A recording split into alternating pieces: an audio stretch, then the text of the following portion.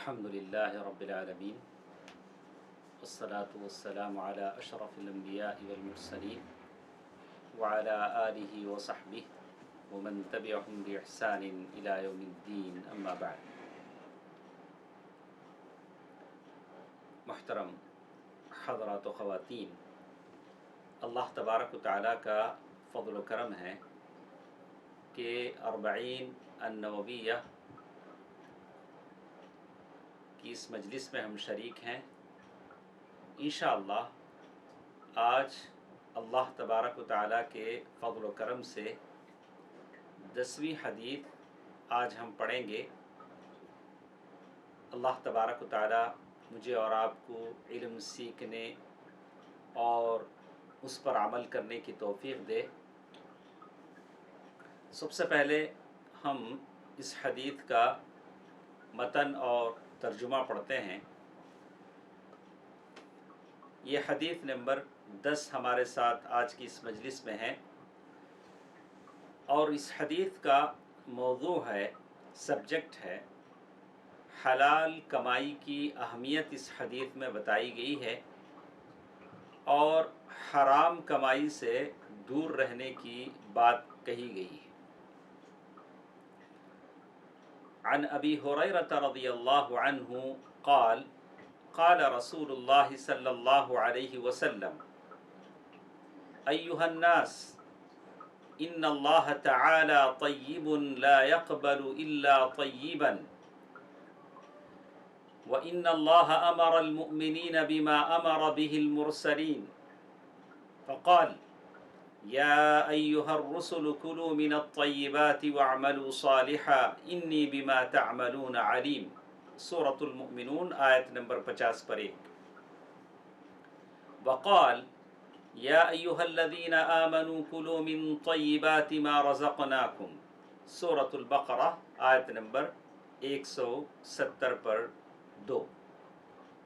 ثم ذكر الرجل يطيل السفر أشعث أغبر يمد يديه إلى السماء يا رب يا رب ومطعمه حرام ومشربه حرام وملبسه حرام وغذي بالحرام فأنى يستجاب لذلك.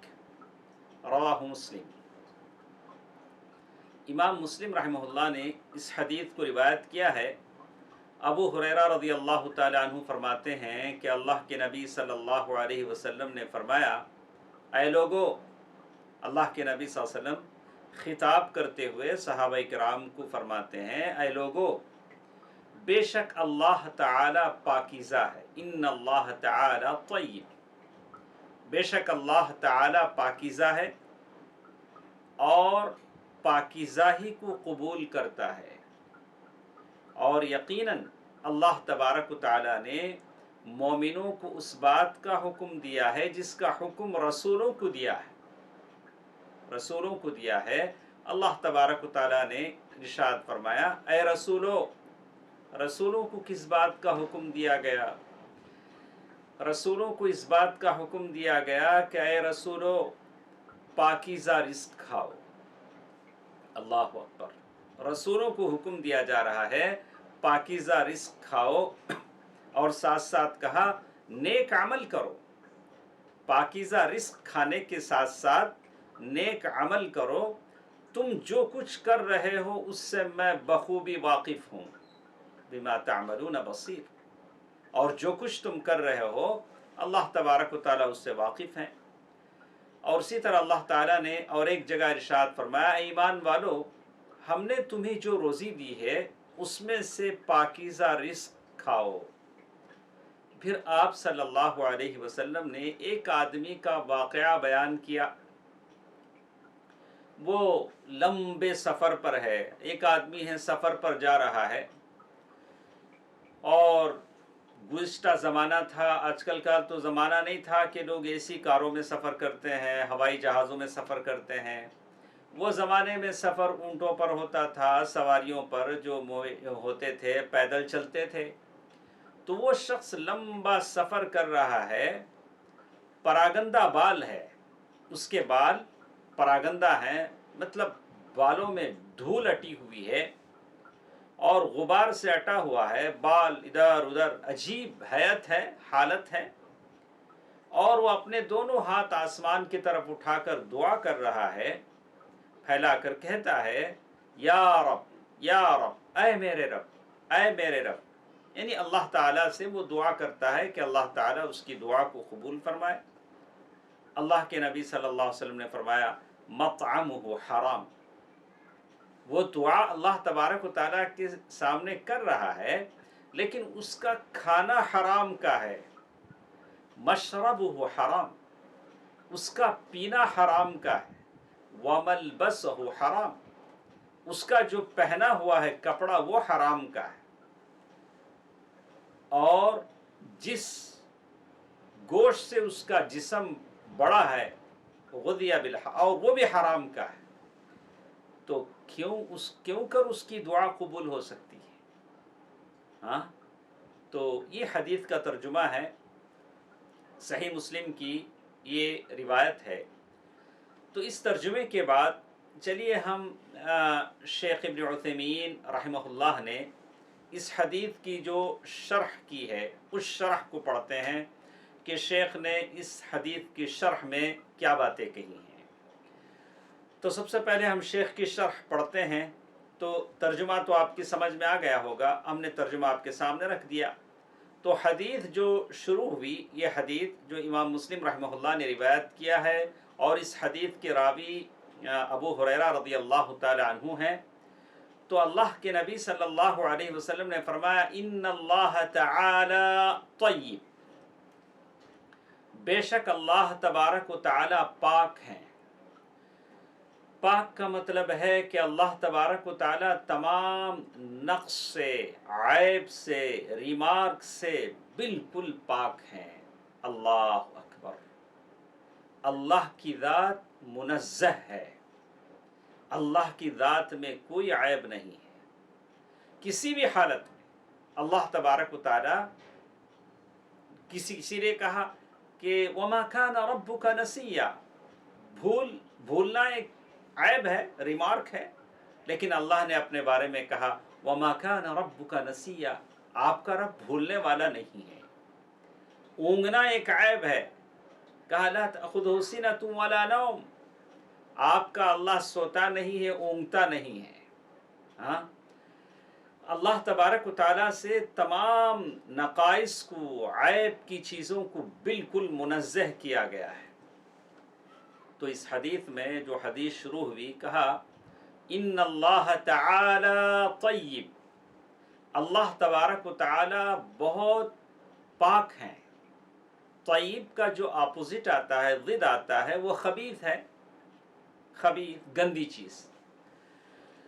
جیسے اللہ تبارک و تعالیٰ نے سورۃ المائدہ آیت نمبر 100، جس میں اللہ نے کہا قُلْ لَا يَسْتَوِي الْخَبِيثُ وَالطَّيِّبُ، آپ کہہ دیجئے اللہ کے نبی صلی اللہ علیہ وسلم، اچھی چیز، پاک چیز اور گندی چیز دونوں برابر نہیں ہو سکتے۔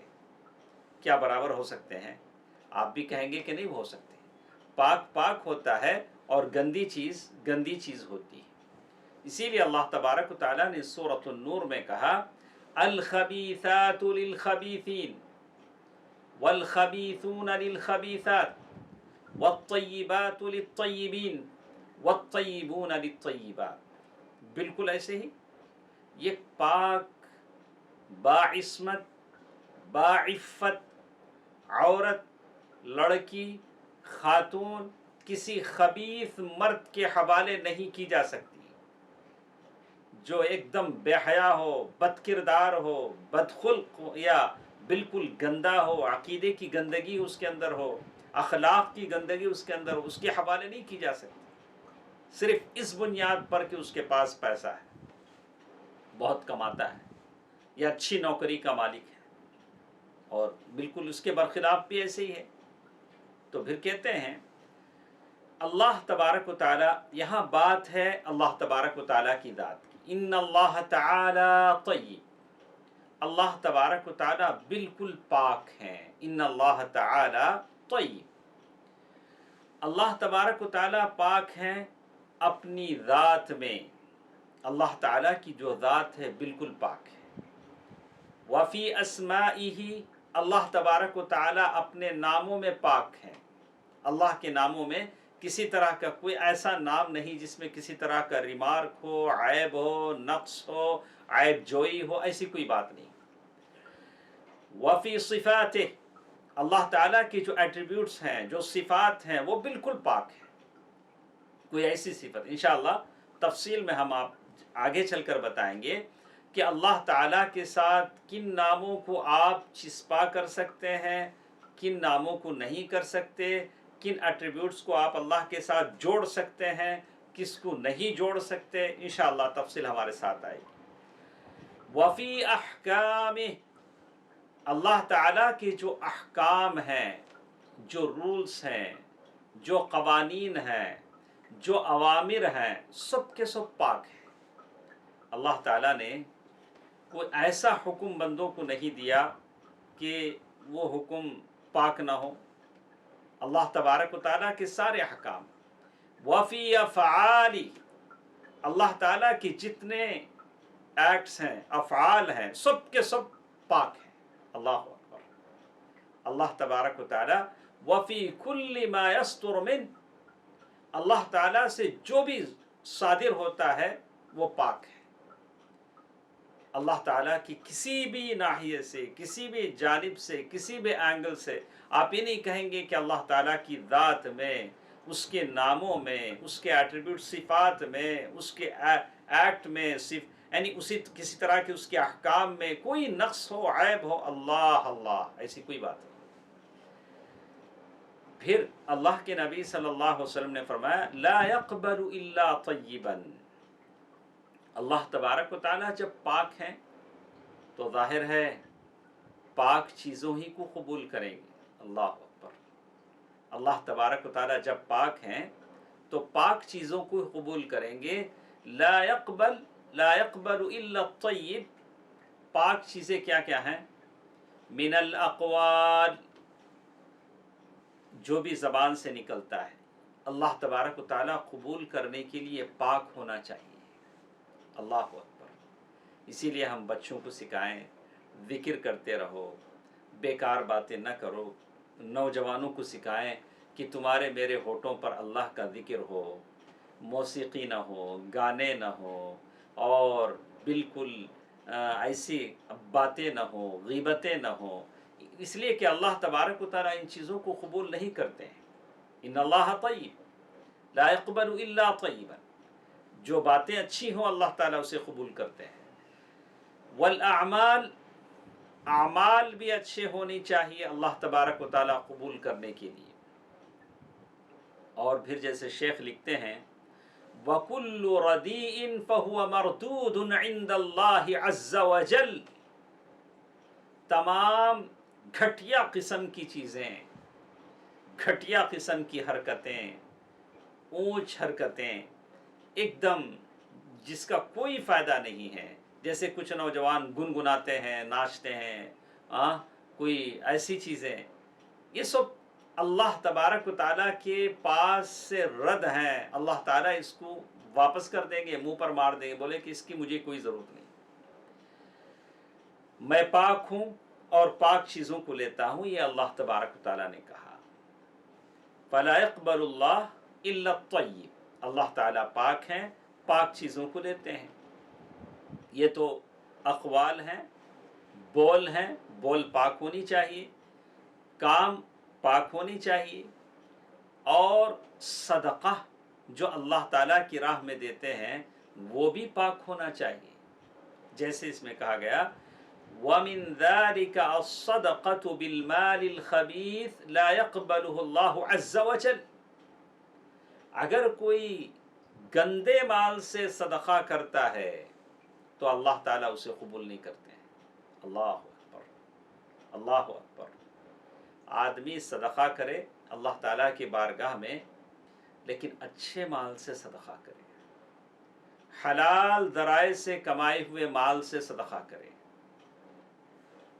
اسی لیے حدیث میں، صحیح حدیث میں آتا ہے، اس حدیث کو غور سے سنیں، بعض دفعہ میں بھی خیال کرتا ہوں، کبھی غریب آدمی بھی سوچتا ہے کہ صدقہ صرف مالداروں کے لیے ہے، ہمارے لیے نہیں، اس لیے کہ ہم اتنا پیسہ تو دے نہیں سکتے ہیں۔ بات ایسی نہیں ہے، یہاں بات ہے اخلاص کی اور حلال کمائی کی، کہ آپ اللہ کے راستے میں کتنا دیتے ہیں، کتنا دے سکتے ہیں۔ جیسے اس حدیث میں کہا گیا، من تصدق بعدل تمرۃ من طیب، جو شخص حلال کمائی سے ایک کھجور کے برابر اللہ تعالیٰ کے راہ میں خیرات کرتا ہے۔ کتنا؟ حلال کمائی سے ایک کھجور کے برابر۔ آپ سمجھ لیجئے حلال کمائی سے کسی نے 1 روپیہ دے دیا، ہاں، کسی نے 1 روپیہ دے دیا، اور اللہ تبارک و تعالیٰ صرف حلال کمائی ہی کو لیتے ہیں، فَإِنَّ اللَّهَ تَعَالَى يَأْخُذُهَا بِيَمِينِهِ، اللہ تبارک و تعالیٰ اس کی کھجور کے برابر معمولی خیرات کو اللہ تبارک و تعالیٰ اپنے سیدھے ہاتھ میں لیتے ہیں، سیدھے ہاتھ میں لیتے ہیں۔ اللہ تبارک و تعالیٰ کے ہاتھ ہیں۔ بعض علماء نے کہا کہ دونوں ہاتھ سیدھے ہیں، بعض علماء نے کہا کہ نہیں، اللہ تبارک و تعالیٰ کے ہاتھ ہیں، دونوں ہیں، اور دونوں شرف میں برابر ہیں۔ الغرض، اللہ تبارک و تعالیٰ اس صدقے کو اپنے ہاتھ میں لیتے ہیں، وَيُرَبِّيهَا، اور اسے بڑھاتے ہیں۔ آپ نے دیا تھا 1 کھجور کے برابر نا، معمولی صدقہ، اللہ تبارک و تعالیٰ اس صدقے کو بڑا کرتے ہیں۔ كَمَا يُرَبِّي أَحَدُكُمْ فُلَوَّهُ حَتَّى تَكُونَ مِثْلَ الْجَبَلِ، کیسے اس کو اللہ تعالیٰ بڑھاتے ہیں؟ جیسے کوئی آدمی اپنے بچھڑے کو، چھوٹا بچہ پیدا ہوتا ہے، بڑھاتا اسے بڑا جانور بن جاتا ہے، تو اللہ تعالیٰ اس معمولی صدقے کو، خیرات کو، جو اس نے حلال کمائی سے دیا ہے، اپنے سیدھے ہاتھ میں لے کر بڑھاتے ہیں۔ تو اللہ تعالیٰ کے پاس نیت اور اخلاص دیکھی جاتی ہے، اور ذرائع دیکھے جاتے ہیں کہ اس نے کس جذبے کے ساتھ کس چیز کو، حلال چیز کو اللہ تعالیٰ کے راہ میں دے رہا ہے۔ تو کہا فَالطَّيِّبُ مِنَ الْأَعْمَالِ، اللہ تعالیٰ پاک ہیں، پاک چیزوں کو قبول کرتے ہیں۔ تو عمل میں پاک چیز کیا ہے؟ عمل میں پاک چیز ہے۔ میں نے کہا کہ قول میں بھی پاک چیز ہے، آپ کی زبان سے ذکر ہو، قرآن مجید کی تلاوت ہو، غیبتیں نہ ہو، کسی کے خلاف بہتان نہ ہو، الزام تراشیاں نہ ہو۔ اور عمل بھی پاک کیسے ہوتا ہے؟ کہا ما کان موافقا للشریعہ، شریعت کے مطابق اگر کوئی عمل کرتا ہے، اللہ اور اس کے رسول صلی اللہ علیہ وسلم کی سنت کے مطابق عمل کرتا ہے، تو وہ عمل پاک ہے۔ اللہ اکبر، وہ عمل پاک ہے۔ وَالطَّيِّبُ مِنَ الْأَمْوَالِ، مالوں میں پاک کیا ہے؟ دیکھیے شیخ ابن عثیمین رحمہ اللہ کیسے آپ کو مجھے سمجھا رہے ہیں، کہہ رہے ہیں کہ قول آپ کی زبان کی بول پاک ہونی چاہیے۔ وہ کیسے پاک ہو؟ آپ نے سمجھ لیا۔ عمل پاک ہونا چاہیے، کیسے پاک ہو؟ موافقاً للشریعہ، شریعت کے مطابق آپ عمل کریں گے تو وہ پاک ہے۔ اور مال کیسے پاک ہوتا ہے؟ کہا کہ مال ویسے پاک ہوتا ہے مکتسب عن طریق حلال، آپ نے حلال راستے سے جو کمایا ہے وہ مال پاک ہے۔ وَأَمَّا مَكْتَسَبَ عَنْ طَرِيقٍ مُحَرَّمٍ فَإِنَّهُ خَبِيثٌ، اگر کسی نے حرام ذرائع سے مال کمایا ہے تو وہ گندا مال ہے، وہ گندا مال ہے۔ اور پھر حدیث میں آگے کہا گیا وَإِنَّ اللَّهَ أَمَرَ الْمُؤْمِنِينَ بِمَا أَمَرَ بِهِ الْمُرْسَلِينَ، اللہ تبارک و تعالیٰ نے مومنوں کو اسی بات کا حکم دیا جو بات رسولوں کو دی گئی۔ رسولوں کو کس بات کا حکم دیا گیا؟ رسولوں کو اس بات کا حکم دیا گیا کہ حلال کھاؤ، حلال کھانے کی ترغیب رسولوں کو دی گئی، تو وہی بات مومنوں سے کہی گئی۔ تو معلوم یہ ہوتا ہے کہ اللہ تبارک و تعالیٰ نے سورۃ المؤمنون آیت نمبر 50 پر 1 میں کہا یا ایھا الرسل کلوا من الطیبات واعملوا صالحا۔ اللہ تعالیٰ نے رسولوں کو حکم دیا کہ وہ حلال چیز کھائیں، پاک چیز کھائیں۔ پاک چیز جیسے ہم نے کہا کہ پاک چیز کیسے ہوتی ہے، تو کہا کہ ایک تو وہ حلال ذریعے سے حاصل کی گئی ہو اور چیز بھی حلال ہو، آگے تفصیل آئے گی۔ جیسے وَهِيَ الَّتِي أَحَلَّهَا اللَّهُ عَزَّ وَجَلَّ، اللہ تعالیٰ نے رسولوں کو حکم دیا کہ پاک چیز کھاؤ۔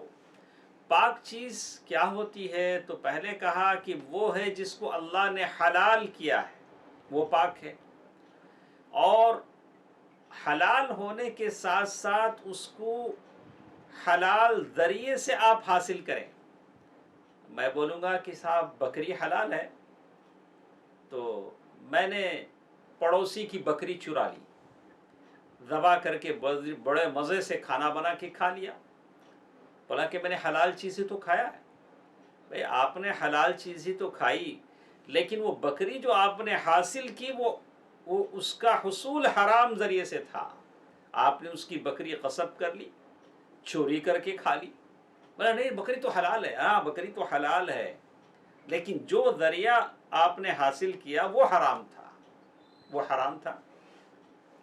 تو اسی لیے کہتے ہیں وَهِيَ الَّتِي أَحَلَّهَا اللَّهُ عَزَّ وَجَلَّ، پاک چیز کیا ہے؟ جس کو اللہ نے حلال کیا ہو، وَاقْتَسَبَتْ عَنْ طَرِيقٍ شَرْعِي، اور حلال ذریعے سے شریعت نے جس چیز کو بتایا اس ذریعے سے وہ چیز حاصل کی گئی، یا تو وہ آپ کو تحفے میں دے، شیخ صاحب یہ بکری ہے تحفے میں لے لیجئے کھا لیجئے، تو اس نے تحفے میں دیا، یا میں نے خرید لیا، یہ بات ہو سکتی ہے۔ یہ بھی نہیں وہ بھی نہیں، میں نے غصب کر لیا، ذبح کر کے بولا حلال بکری ذبح کر رہا ہوں، بولا کہ نہیں چلے گا۔ فَإِن لَمْ يَحَلْ، اگر کوئی ایسی چیز ہے جس کو اللہ نے حلال نہیں کیا، جیسے شیخ کہتے ہیں کل خمر، آدمی شراب ہے اس کو کھایا نہیں جائے گا، اس کو پیا نہیں جائے گا، اس لیے کہ وہ حلال نہیں ہے۔ اگر اللہ نے اس چیز کو حلال کیا ہے لیکن غلط طریقے سے کسی نے اسے حاصل کیا ہے، حرام طریقے سے، تب بھی نہیں کھایا جائے گا۔ تو دونوں چیزیں اس میں ہونی چاہیے، پہلے چیز حلال ہونی چاہیے، اور جس راستے سے آپ اسے حاصل کریں وہ راستہ بھی حلال ہونا چاہیے۔ شیخ نے مثال دے کر سمجھایا وَأَضْرَبُ لِذَلِكَ مَثَلَيْنِ، دو مثالیں میں بیان کرتا ہوں۔ الأول رجل أكل من شاة میتہ، پہلی مثال شیخ نے بیان کیا کہ ایک آدمی ہے مردہ بکری کا گوشت کھاتا ہے، کھایا جائے گا نہیں، اللہ ہے کہ وہ مر رہا ہے، کوئی چیز نہیں ہے، تو وہ تب مردہ بکری کا گوشت کھا سکتا ہے، لیکن کتنا کھائے گا؟ جتنا اس کی جان بچ سکے۔ جیسے کوئی آدمی ہے، وہ اس کے سامنے کوئی چیز نہیں ہے، علماء نے الگ الگ مثالیں دی، خیر یہ مثال ہمارے لیے کافی ہے کہ پہلے شیخ نے کہا کہ اگر کوئی مردہ بکری کا گوشت کھا لیتا ہے تو مردہ کھانا حرام ہے، تو کہا کہ جائز نہیں ہے، کہا لِأَنَّ اللَّهَ تَعَالَى حَرَّمَ أَكْلَ الْمَيْتَةِ، اللہ تعالیٰ نے مردہ جانور کا گوشت کھانا حرام کیا۔ ایک دوسری مثال شیخ نے دی، رَجُلٌ غَصَبَ شَاةً وَذَبَحَهَا وَأَكَلَ مِنْهَا، ایک آدمی نے اپنے کسی پڑوسی کی بکری غصب کر لیا، چوری سے اپنے گھر میں لا لیا، وَذَبَحَهَا، اور اس کو ذبح کر لیا اور کھا لیا، تو تب بھی وہ جائز نہیں ہے، حرام ہے، اس لیے کہ بکری حلال تھی لیکن جو راستہ اس نے اپنایا تھا وہ راستہ حرام تھا۔ اور اللہ تبارک و تعالیٰ نے رسولوں کو کیا حکم دیا؟ پہلے تو کہا کہ حلال کھاؤ، کلوا من الطیبات، میرے حلال چیزوں سے کھاؤ، پاک چیزوں سے کھاؤ، اللہ تعالیٰ نے رسولوں کو حکم دیا۔ پھر کیا کہا؟ وَاعْمَلُوا صَالِحًا، ساتھ ساتھ اللہ تعالیٰ نے رسولوں کو یہ بھی حکم دیا کہ اچھا کام کرو، عمل صالح کرو۔ تو یہاں ایک بات مجھے اور آپ کو سمجھ میں آنی چاہیے کہ اللہ تبارک و تعالیٰ نے رسولوں کو جو کھانے کا جو حکم دیا اور رسولوں کے بعد مومنوں کو جو کھانے کا حکم دیا، اس لیے حکم دیا کہ میرے اور آپ کے جسم میں اتنی طاقت آ جائے کہ ہم اللہ تعالیٰ کی عبادت کر سکیں، اعمال صالحہ کر سکیں۔ اسی لیے شیخ لکھتے ہیں فَأَمَرَهُمْ بِالْأَكْلِ الَّذِي بِهِ، اللہ تعالیٰ نے ان کو کھانے کا حکم دیا تاکہ جسم تن و من تندرست رہ سکے۔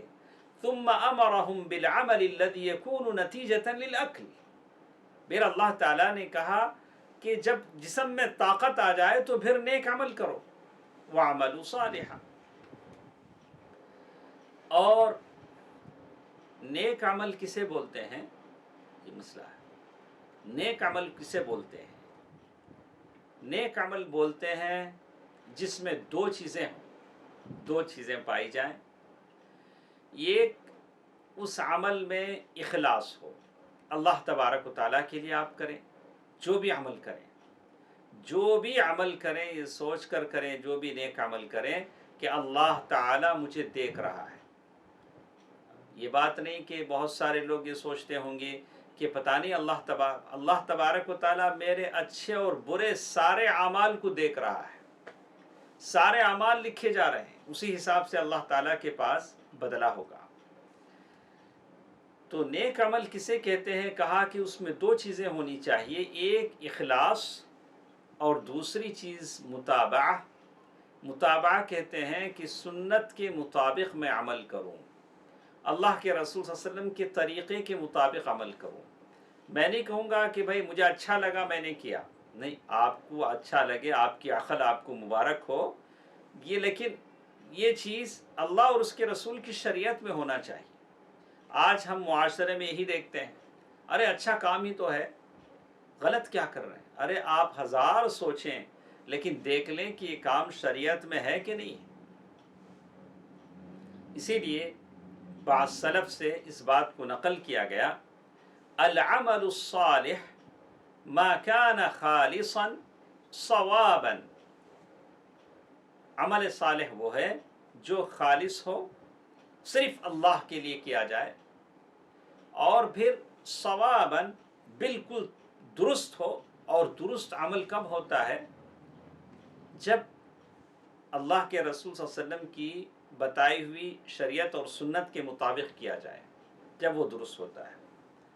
تو اللہ تبارک و تعالیٰ نے جیسے اس حدیث میں کہا گیا کہ رسولوں کو حکم دیا گیا کہ وہ پاک چیزیں کھائیں، اور مومنوں کو حکم دیا گیا کہ وہ پاک چیزیں کھائیں۔ پھر اللہ کے نبی صلی اللہ علیہ وسلم نے ایک آدمی کا ذکر کیا۔ وہ آدمی کیسے ہے؟ میرے نبی صلی اللہ علیہ وسلم مجھے اور آپ پر اتنے رؤوف ہیں، اللہ کے نبی صلی اللہ علیہ وسلم نبی رحمت اتنا رحم کرتے ہیں کہ ہماری چھوٹی عقلوں میں بات سمانے کے لیے مثال دے دے کر بیان کرتے ہیں۔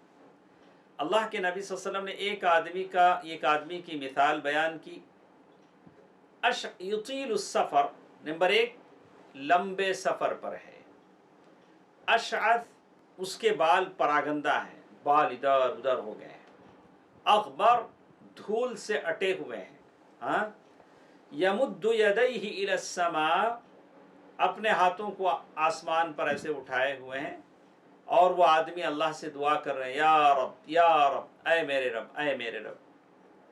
اللہ کے نبی صلی اللہ علیہ وسلم نے یہ مثال دے کر مجھے اور آپ کو کیا بتانا چاہا ہے، کیا سمجھانا چاہا ہے؟ دیکھیے، پہلی بات تو کہا اشعث اغبر، اس کے بال ادھر ادھر بکھرے ہوئے ہیں اور دھول میں اٹے ہوئے ہیں، مٹی اسے لگی ہوئی ہے۔ تو اس سے ایک بات مجھے سمجھ میں آئی کہ وہ آدمی نے اپنی پرسنالٹی پر کوئی توجہ اس کی نہیں ہے۔ جیسے بہت سارے ہیں دن میں 50 مرتبہ آئینہ دیکھیں گے، سامنے مرر کے سامنے ٹھہریں گے، میں کیسے دکھ رہا ہوں، کبھی ایسا فوٹو لیں گے، کبھی اس طرح لیں گے، بلا کے نہیں، العیاذ باللہ۔ یہ جسم ہے جو مٹی میں جانے والا ہے، لیکن اس کا یہ مطلب بھی نہیں کہ آپ ظاہری شکل و صورت بھی اچھی نہ رہیں، آپ پاک صاف رہیں، بال تھوڑے سیدھے رہیں، اچھے رہیں، بس ایک آدھ بار آدمی دیکھ لیتا ہے صحت اچھی ٹھیک ہے، لیکن یہ بار بار جس نے ایسی عادتیں بنا لی یہ غلط ہے۔ کبھی ایسا بال، کبھی بہت سارے لوگوں کو دیکھا کہ راستہ چلتے چلتے جتنی گاڑیاں ہوتی ہیں گاڑیوں کے شیشے میں بال ٹھیک کرتے رہتے ہیں، کبھی 2 پہیے والی گاڑی ہے، کبھی 4 پہیے والی گاڑی ہے، بال سیدھے کرتے رہتا ہے۔ اب یہ جو آدمی ہے جس کے بارے میں اللہ کے نبی صلی اللہ علیہ وسلم نے بتایا ہے کہ اس نے اس کی طرف کوئی توجہ نہیں ہے، اور یہ کیا کر رہا ہے؟ لا يهتم بنفسه بل اہم شیء عنده الدعاء، اس کے پاس بس ایک ہی فکر اس کی لگی ہوئی ہے، وہ ہے دعا کرنے کی، اپنی کوئی فکر اسے نہیں ہے کہ بال کیسے ہیں، کیسے مٹی ہے، بال کیسے پراگندہ ہیں، وہ اس پر توجہ نہیں ہے، بلکہ اس کی سب سے بڑی توجہ ہے دعا کرنے پر، وہ بس دعا میں لگا ہوا ہے۔ یمد یدیہ الی السماء، آسمان کی طرف اس کے 2 ہاتھ اٹھے ہوئے ہیں، اور ہاتھ اٹھا کر دعا کرنا یہ دعا کی قبولیت کے ریزن میں سے، اسباب میں سے ایک سبب ہے، ہاتھ اٹھا کر دعا کرنا۔ جیسے اللہ کے نبی صلی اللہ علیہ وسلم نے فرمایا ان اللہ حی کریم، اللہ تبارک و تعالیٰ کے بارے میں بتایا گیا کہ بے شک اللہ تبارک و تعالیٰ ایسے ہیں، بڑے بزرگ ہیں، اور اللہ تبارک و تعالیٰ بڑا کرم کرنے والے ہیں، اور ایسے بندے سے اللہ تبارک و تعالیٰ کو شرم آتی ہے جو اللہ تعالیٰ سے دعا کر رہا ہے کہ اللہ تعالیٰ اس کے ہاتھوں کو خالی لوٹا دے، ایسا نہیں ہو سکتا۔ تو ہاتھ اٹھا کر آدمی کوئی دعا کرتا ہے تو اللہ تعالیٰ اس کی دعا کو قبول فرماتے ہیں۔ یا رب، ایک اور چیز اس حدیث میں بتایا گیا کہ وہ اللہ تعالیٰ سے جو دعا کر رہا ہے یا رب یا رب، یعنی اللہ تعالیٰ کی جو ربوبیت کی صفت ہے، جو ساری کائنات کو روزی دیتا ہے، جو ساری کائنات کا مالک ہے، جو سارے کائنات کی تدبیر کرتا ہے، اس اللہ سے ربوبیت کا حوالہ دے کر وہ دعا کر رہا ہے۔ یہ بھی ایک سبب ہے، ون آف دا ریزن، یہ سبب ہے دعا کے قبول ہونے کا۔ تو کتنے اسباب ہیں؟ ایک، اسے اپنی حالت کی فکر نہیں ہے، دوسرا ہاتھ اٹھائے ہوئے ہیں، اور دوسرا یا رب، وہ اللہ تعالیٰ سے دعا کر رہا ہے، لیکن اس کی دعا کیوں قبول نہیں ہو رہی ہے؟ اللہ تبارک و تعالیٰ کیوں اس کی دعا قبول نہیں کر رہے ہیں؟ انشاءاللہ کل کی مجلس میں ہم سنیں گے، اسی پر اس کو ہم ختم کرتے ہیں، اور انشاءاللہ پھر کل ٹھیک 9 بجے انشاءاللہ پھر ہماری ملاقات ہوگی۔ انشاءاللہ اس حدیث کا بقیہ حصہ انشاءاللہ کل ہم آپ کے سامنے پیش کریں گے۔ یہ آدمی جو اللہ کے بارگاہ میں دعا کر رہا ہے، دعا کے سارے اسباب وہاں ہیں، لیکن پھر بھی اس کی دعا کو کہ اللہ کے نبی صلی اللہ علیہ وسلم کہہ رہے ہیں کہ اس کی دعا کیسے قبول کی جائے، اس کا کیا سبب ہے؟ انشاءاللہ کل آپ ہمارے ساتھ رہیے 9 بجے انشاءاللہ کل ہم دوبارہ ان باتوں کو سنیں گے، اس حدیث کو مکمل کریں گے۔ اللہ تبارک و تعالیٰ مجھے اور آپ کو احادیث پڑھنے اور اس کے مطابق عمل کرنے کی توفیق دے، آمین۔ والسلام علیکم ورحمۃ اللہ وبرکاتہ۔